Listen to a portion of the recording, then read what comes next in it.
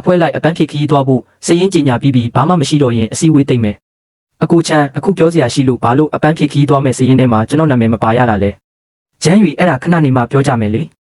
ဘာလို့ခဏနေရမှာလဲကုမ္ပဏီမှာလူ35ယောက်ရှိတာကို34ယောက်နာမည်ပါပြီးကျွန်တော်နာမည်ပဲကြံခဲ့တယ်အကြောင်းရင်းကိုသိချင်တယ်ကောင်းပြီလေအခုပဲသိချင်တယ်ပေါ့ကိုဘာသာပြန်စဉ်းစားကြည့်ဦးမင်းတခြားသူတွေနဲ့ရောနောနေဘူးလို့လားညစာစားပွဲတွေမှာလည်းမလာဘူးနှစ်ပတ်လည်ပွဲတွေမှာဆိုလဲမိနစ်အနည်းငယ်လောက်ထိုင်ပြီးဤပညာဌာနဘက်ကိုပြေးတာပဲလေအဖွဲ့လိုက်အပန်းဖြေခီးဆိုတာအဖွဲ့စည်းလုံးကိုစိတ်ပန်းဖြေဖို့နဲ့ရင်းနှီးမှုတိုးဖို့အတွက်ပါမင်းကတယောက်တည်းတကုတ်ကုတ်နဲ့ဘယ်သူနဲ့မှလည်းစကားမပြောဘူးခေါ်သွားရင်ရောဘာထူးမှလည်းခေါ်သွားလဲတယောက်တည်းပဲနေမှာတခြားသူတွေကပါစိတ်ညစ်အောင်လုပ်မှာပေါ့ငါပြ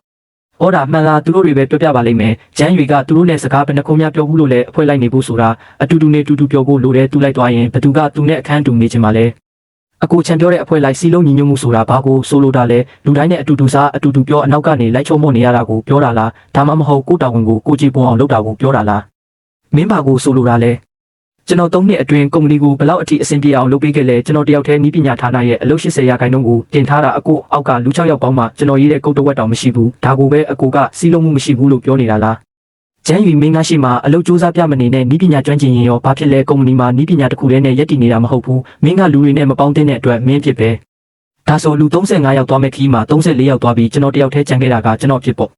ဒါပေါ်ဘသူအဖြစ်ဖြစ်ရမှာလဲကိုဘာသာပြန်စဉ်းစားကြည့်3နှစ်ရှိပြီဘသူကမင်းနဲ့အတူတူခီးသွားချင်မှလဲမင်းကသူများနဲ့စကားမပြောအလုပ်ကိစ္စတွေမှာလဲမပါဝင်ဘူးသူများတွေကိုဘယ်လိုများလိုက်ခေါ်ရမလဲတော်တော်ကောင်းတဲ့စကားပဲအကူချန်ရဲ့မျက်နှာကိုခုနကမြင်လိုက်ကြတယ်မလားတကယ်ကိုအံ့ဩစရာပဲစကားမပြောပါနဲ့တော့သူများကြည့်ပြီး group ကထွက်သွားရင်ဘယ်လိုလုပ်မလဲကြည့်ဦးထွက်မသွားသေးဘူးပြောရရင်အကူချန်ပြောတာလဲမှန်တာပဲလေသူကတကယ်ကိုလူတွေနဲ့မပေါင်းတင်တာပါဟုတ်တယ်နီးပညာတော့ရင်ရောဘာလို့မလဲကုမ္ပဏီကနီးပညာတစ်ခုလည်းရှိတာမှမဟုတ်တာသူတကယ်ပဲအလုပ်ထွက်သွားတော့မလားမသိဘူးအဲ့လောက်အထိမဖြစ်တော့ပါဘူးသူတာမလာရင်အလုပ်တွေဘယ်သူလုပ်မလဲဟာကုမ္ပဏီကဘယ်သူမရှိလဲလဲပတ်နေမှာပါလာပထမဆုံးဖန်ခွက်ကိုအကူချန်အတွက်တိုက်ရအောင်သူတာကောင်းဆောင်မလုပ်ပေးရင်ဒီလိုအခွင့်အရေးတွေရပါမလားတော်ပြီငါ့ကိုတင်မဟုတ်ပါဘူးဒါကုမ္ပဏီကပေးတဲ့အခွင့်အရေးတွေတိုက်ချင်ရင်တထေးကိုတိုက်ကြပါတထေးဘယ်မှာလဲဟိုဘက်မှာဖောက်တင်တဲ့အရက်တောက်နေတယ်ဒါဆိုဒုတိယခွက်ကိုကိုဘာသာကိုတိုက်ကြရအောင်တစ်နှစ်လုံးပြင်ပန်းလာတာပဲစားချင်တာစားတောက်ချင်တာတောက်ကြဒီကပစွန်တွေကအရန်ကောင်းတာပဲငါရင်ကရှန်ချမ်းမှာစားဘူးတာထက်တောင်လက်ဆက်သေးတယ်ဟုတ်တယ်လေငါစုံစမ်းပြီးပြီဒီစားတောက်ဆိုင်ကဆန်းရမှာထိတ်ဆုံး3ခုထဲမှာပါတာတယောက်ကို1200လောက်ကျမယ်1200ဒါဆိုဒီညစာက4-5တောင်းလောက်ကုန်မှာပေါ့ကုမ္ပဏီကကြတာပဲဘာလို့စိတ်ပူနေတာလဲတစ်နှစ်မှတစ်ခါပဲစားကြတာသူမလာတာတော်သေးတယ်နော်ဂျန်ရွေကြောင်ပြောနေတာလားအတန်တိုးပြောပါသူမရှိတာကိုဘာကြောက်စရာရှိလဲသူကြားသွားမှလားပြောရရင်ငါပြောတာအမှန်တရားပဲအမှန်တိုင်းပြောရရင်ဂျန်ရွေဒီနေ့မပါတာတော်သေးတယ်သူတာလာရင်စကားတခုမှမပြောပဲတစ်တုံးကြီးလိုထိုင်နေမှသူ့ကိုအရက်တိုက်ရင်လည်းမတောက်ဘူးစကားပြောရင်လည်းအဲပဲလုံးမှာအရန်စိတ်ညစ်ဖို့ကောင်းတယ်အဖွဲ့လိုက်အပန်းဖြေခီးမှာပြောချင်လို့လာတာကိုဖះသခင်တပါးကိုပူဇော်ထားတယ်လို့မျိုးဘာလို့ခေါ်ထားရမှာလဲ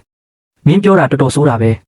ငါပြောတာအမှန်တရားပါအကူချန်အကူလည်းသဘောတူတယ်မလားဂျန်ရွေကနီးပညာတော့ရှိပါတယ်ဒါကိုတော့ငါဝန်ခံတယ်ဒါပေမဲ့အဖွဲ့အစည်းဆိုတာနီးပညာတစ်ခုတည်းနဲ့မဟုတ်ဘူးမင်းတယောက်တည်းဘယ်လောက်တော်အဖွဲ့နဲ့မပေါင်းသိရင်အဲ့ဒါပြဿနာပဲမန်နေဂျာဖန်လာမယ့်နေ့အတွက်ကျွန်တော်တို့ပူးပေါင်းဆောင်ရွက်မှုမှာအကောင်းဆုံးအရင်းမြစ်တွေပေးပါမယ်အကိုလောင်ဘာဖြစ်တာလဲတတိကျွန်တော်မန်နေဂျာဖန်နဲ့ညစာစားနေတာစာဘာတွေအကုန်ပြတ်သွားပြီးလုပ်ငန်းတွေအကုန်ရက်ကုန်ပြီဘာပြောတယ်စာဘာပြတ်သွားတာမှယူမှုစနစ်ဖောက်တဲ့အချက်လက်စနစ်တွေအကုန်ပြတ်သွားတာတနာရီတောင်ရှိတော့မယ်ဘယ်လိုဖြစ်တာလဲဘာလို့ကြိုပြီးတတိပေးချက်မထွက်တာလဲဤပညာဌာနကပြောတာကတော့အောက်ခြေစနစ်ပိုင်းမှာပြဿနာရှိတယ်တဲ့သူတို့မဖြေရှင်းနိုင်ဘူးတဲ့ဘာကိုမဖြေရှင်းနိုင်တာလဲချန်ချန်ကိုဘယ်မှာလဲသူကဤပညာဌာနမန်နေဂျာမဟုတ်လားအကူချန်ကအဖွဲ့နဲ့အတူဆိုင်းရမှာရှိနေတာဂျန်ရွေဘယ်မှာလဲဆက်သွယ်လို့မရဘူးဖုန်းပိတ်ထားတဲ့ကုမ္ပဏီကိုလည်းမလာဘူးအုပ်ချုပ်ရေးဌာနကပြောတာကတော့မနေ့ကအလုပ်ချိန်ပြီးကလေးကသူ့ကိုမတွေ့တော့ဘူးတဲ့သူဘာလို့ဖုန်းပိတ်ထားတာလဲဖုန်းကိုပွင့်အောင်လုပ်ပေးအောင်မြင်တဲ့အထိခေါ်ပါ90ကျော်လောက်ခေါ်ပြီးပြီတတိဘာဖြစ်တာလဲကြံ့ကိုဘာဖြစ်တာလဲစာဘာတွေပြက်ကုန်ပြီးမင်းရဲ့နီးပညာဖွဲ့တွေကဘသူကပြင်နိုင်မလဲကျွန်တော်မင်းကဘာဖြစ်တာလဲမင်းကနီးပညာမန်နေဂျာလေးဘသူပြင်နိုင်မလဲလို့မေးနေတာဂျန်ရွေတယောက်ပဲအောက်ခြေစနစ်ကိုတည်တာဂျန်ရွေဖုန်းပိတ်ထားတယ်မင်းတို့လူ35ယောက်ကဟိုမှာအစားအသောက်ကြီးစားနေပြီးတော့အခုဘယ်လိုလုပ်ရမလဲ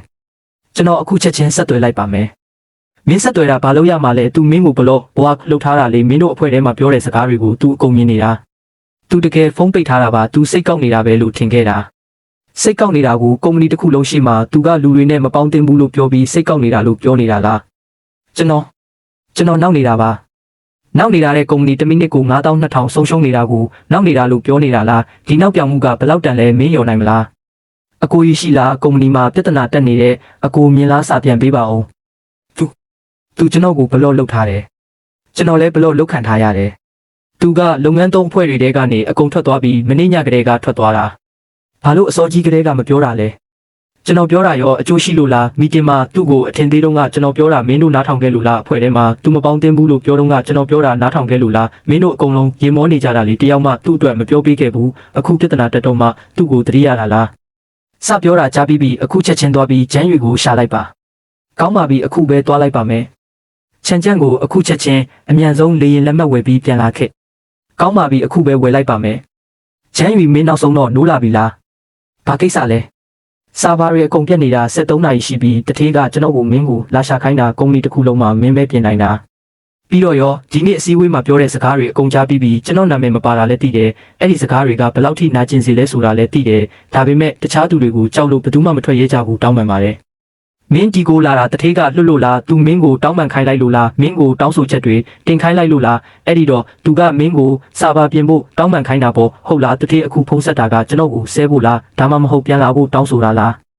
ကျွန်တော်တောင်းပန်ပါတယ်ဂျမ်းရွေမင်းပြန်လာဖို့တောင်းဆိုတာပါဘာအခြေအနေမျိုးမဆိုလက်ခံပါမယ်ဘာမဆိုလုပ်ပေးပါမယ်ကောင်းပြီလေဒါဆိုမနေ့ကဖြစ်ခဲ့တဲ့အကြောင်းတွေအရင်ပြောကြမယ်မနေ့ကအစည်းအဝေးမှာမန်နေဂျာချန်ကလူ35ယောက်ရှိမှကျွန်တော်ကိုအဖွဲ့နဲ့မပေါင်းသင်းဘူးအတူလိုက်လာရင်စိတ်ညစ်ဖို့ကောင်းတယ်လို့ပြောခဲ့တယ်ကျမ်းမင်ဝေလီထင်ချန်စစ်တို့ကအဖွဲ့ထဲမှာကျွန်တော်ကိုလူတွေနဲ့မပေါင်းသင်းဘူးစိတ်ငုတယ်လို့ပြောခဲ့တာမင်းမြင်လားမြင်ပါတယ်မင်းမြင်ရတာနဲ့ဘာမှမပြောခဲ့ဘူးဘာလို့လဲဆိုတော့သူတို့လိုပဲဒါကအရင်မကြည့်ဘူးလို့ထင်လို့လေဂျမ်းရွေအတိတ်ကအကြောင်းတွေနောက်မှပြောကြရအောင်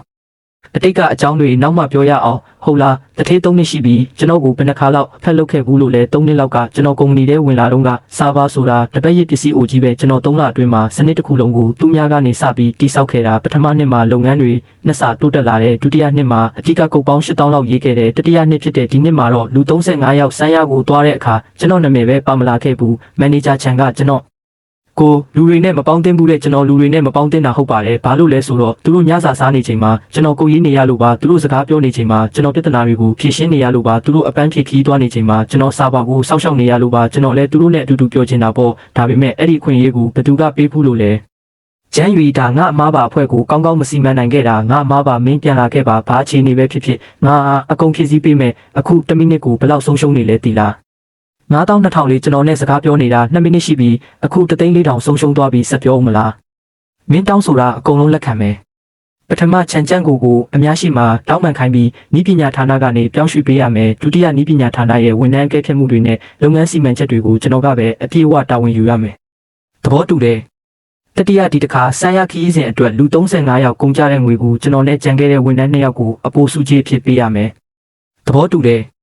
စတုထကုမ္ပဏီရဲ့အဖွဲ့ဝင်တွေအကုန်ပါတဲ့အုပ်စုထဲမှာကုမ္ပဏီကတရားဝင်တောင်းပန်ပေးရမယ်။ဂျမ်းရွေတာကတထေးအခုမတောင်းဆိုရင်ခဏနေရင်ဒီဈေးနှုန်းနဲ့မဟုတ်တော့ဘူး။သဘောတူပါတယ်အခုပဲပြင်ပေးလိုက်ပါ။ခဏဆောင်ပြင်ပြီးဒီစနစ်ကိုကျွန်တော်ကိုယ်တိုင်ရေးထားတာဆိုတော့မျက်စိမိတ်ပြီးတောင်ပြင်နိုင်တယ်မင်းတို့သွားလို့ရပြီ။ဂျမ်းရွေတောင်းပန်ပါတယ်အဲ့ဒီလိုပြောမိလို့မလုပ်သင့်ဘူး။တကယ်ကိုတောင်းပန်ပါတယ်။ဂျမ်းရွေအစည်းအဝေးမှာပြောမိတဲ့စကားတွေကငါအမှားပါ။ဂျမ်းရွေအကိုတောင်းပန်ပါတယ်အစည်းအဝေးမှာပြောမိတဲ့စကားတွေကအကိုအမှားပါဂျမ်းရွေငါအမှားပါတောင်းပန်ပါတယ်အကိုကိုခွင့်လွှတ်ပါဂျမ်းရွေကုမ္ပဏီကိုတစ်ခေါက်လောက်လာခဲ့ပါပြောစရာရှိလို့ဂျမ်းရွေထိုင်ပါဦးဒီတစ်ခါကိစ္စကိုမင်းကောင်းကောင်းဖြေရှင်းနိုင်ခဲ့တဲ့ဘုတ်ဖွဲ့နဲ့တိုင်ပင်ပြီးမင်းရဲ့စာချုပ်တင်မှာလစာ2ဆတိုးပေးမယ်ကုမ္ပဏီရဲ့ share 900ခိုင်နှုန်းထပ်ပေးမယ်ဤပညာဒရိုက်တာရာထူးကမင်းနေရပဲတထေးဒါကျွန်တော်ရဲ့အလုပ်ထွက်ခွင့်လျှောက်လာပါဘာပြောလိုက်တာလဲအလုပ်ထွက်မယ်လို့ပြောတာပါမင်းယူနေလားဒရိုက်တာရာထူးလစာ2ဆ share 900ခိုင်နှုန်းပေးထားတာကိုမင်းပါထက်လို့ချင်သေးတာလဲ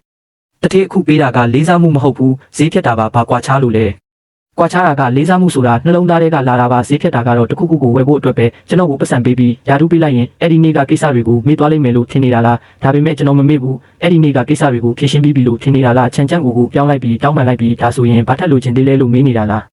ကျွန်တော်ဘာလို့ချင်လဲဆိုတော့ဒီလိုမျိုးဖြေရှင်းစရာမလိုတဲ့နေရာကိုသွားချင်တာပါကုမ္ပဏီနီးပါးတိခါမှသူဘယ်လောက်အရေးကြီးလဲဆိုတာကိုသိပြီးအဖက်လုပ်တဲ့နေရာမျိုးမဟုတ်တဲ့နေရာကိုသွားချင်တာပါမင်းပဲသွားချင်တာလဲကျွန်တော်ကိုယ်တိုင်ဤပညာကုမ္ပဏီတစ်ခုထောင်လိုက်ပြီးအဓိကဤပညာတွေဖောက်ပြီးအရင်းမြစ်တွေအဖွဲ့အစည်းအကုန်လုံးအဆင်သင့်ဖြစ်နေပြီးဒီနေ့လာပြောတာကမင်းနဲ့ညှိနှိုင်းဖို့မဟုတ်ဘူးအကြောင်းကြားဖို့ပါဒါကတစ္ဆာဖောက်တာပဲတစ္ဆာဖောက်ဟုတ်လား3နှစ်လောက်ကကုမ္ပဏီကိုဝင်လာတော့ကကုမ္ပဏီကကျွန်တော်မိသားစုလိုပဲလို့မင်းပြောခဲ့တယ်အခုမင်းမယ်မိသားစုတွေကိုခီးသွားတဲ့အခါခြံထားခဲ့မလားမိသားစုဝင်တယောက်ကိုလူ3ယောက်စာအလုပ်တွေခိုင်းထားမလားမိသားစုဝင်တယောက်ကိုလူတွေရှိမှအဖွဲ့နဲ့မပေါင်းသင်းဘူးလို့ပြောမလားမင်းကကျွန်တော်ကိုမိသားစုလိုမသက်မှတ်ခဲ့ဘူးကျွန်တော်ကိုကရိယာတစ်ခုလိုပဲသဘောထားခဲ့တာလက်မှတ်ထိုးလိုက်ပါအလုပ်အနှံမှုစာရွက်စာတမ်းတွေကိုရေးထားပြီးကျွန်တော်3နှစ်လောက်ကရေးခဲ့တာထက်ပူပါတယ်အခုလောက်ဆိုရင်အဆင်ပြေမှာပါဂျမ်းရွေမင်းနောင်တရလိမ့်မယ်ဖြစ်နိုင်တာပေါ့ဒါပေမဲ့မင်းလောက်တော့နောင်တမရတော့ပါဘူး အားလုံးပဲမင်္ဂလာပါကျွန်တော်ကဂျမ်းရွေနီးပညာရဲ့တည်ထောင်သူပါဒီနေ့လူတွေနဲ့မပေါင်းသင့်တဲ့လူတစ်ယောက်အကြောင်းပုံမြင်လေးတစ်ပုဒ်ပြောပြချင်ပါတယ်တစ်နှစ်လောက်ကကုမ္ပဏီတစ်ခုမှာနီးပညာပိုင်းတာဝန်ယူခဲ့တဲ့ကုမ္ပဏီမှာလူ35ယောက်ရှိပေမဲ့အပန်းဖြေခီးစီးရင်ထဲမှာကျွန်တော်နာမည်မပါခဲ့ဘူးမန်နေဂျာကလူတွေရှိမှကျွန်တော်ကိုလူတွေနဲ့မပေါင်းသင့်ဘူးလို့ပြောခဲ့တယ်လုပ်ပေါ်ကိုင်ဖက်တွေကလည်းစိတ်နှူတယ်လို့ပြောခဲ့ကြတယ်တယောက်မှကျွန်တော်အတွက်မပြောပြခဲ့ဘူးအဲ့ဒီနေ့ကကျွန်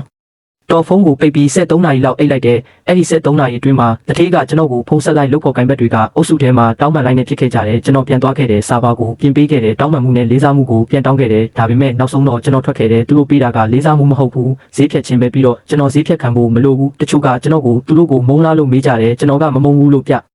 တော့တယ်ဘာလို့လဲဆိုတော့မုန်းတယ်ဆိုတာဂီယူဆိုင်လို့ပဲဒါပေမဲ့ကျွန်တော်ကတော့ကြာပြီလေဒီစုတစ်စိတ်ပုံမှာကျွန်တော်နာမည်ထွင်းထားတာကကျွန်တော်သူတို့နဲ့ပေါင်းတင်လို့မဟုတ်ဘူးကျွန်တော်ရေးတဲ့ကုတ်တွေကအလုပ်ဖြစ်တယ်ကျွန်တော်လုပ်တဲ့ထုတ်ကုန်တွေကအောင်မြင်တယ်ကျွန်တော်ဥဆောင်တဲ့အဖွဲ့ကအနိုင်ရလို့ပါ